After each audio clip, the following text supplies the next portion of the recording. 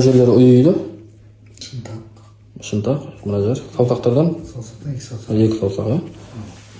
МРТ жасадық. МРТда мұнда синовид, кубитальный каналды қысып тұр, және мұнда теносиновид пен синовид бар. Қазір осы синовидтердің қабынуын басып Мазалағанда қанша болды дедіңіз? 5 жыл болды. 5 жыл болды. Синовид локтевого сустава, локтевой нервқа әсер етіп, қолдың ұйытуын шақыруда.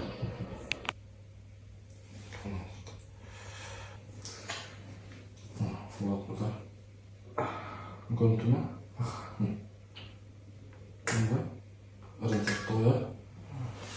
Болат мырза, қалайсыз? Жақсы. Қолдың ұйығаны кетті ме? Кетті. Қолын қысың. Мен үш солсам қысыңыз.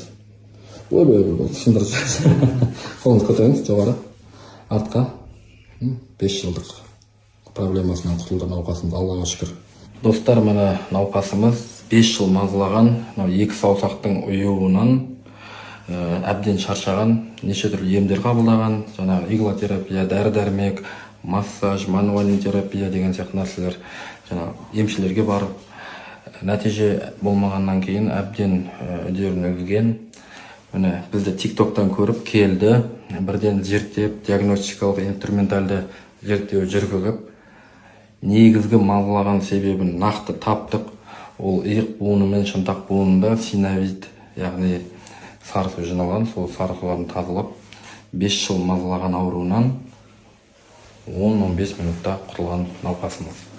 Нәтижесін өздеріңіз көрдіңіздер.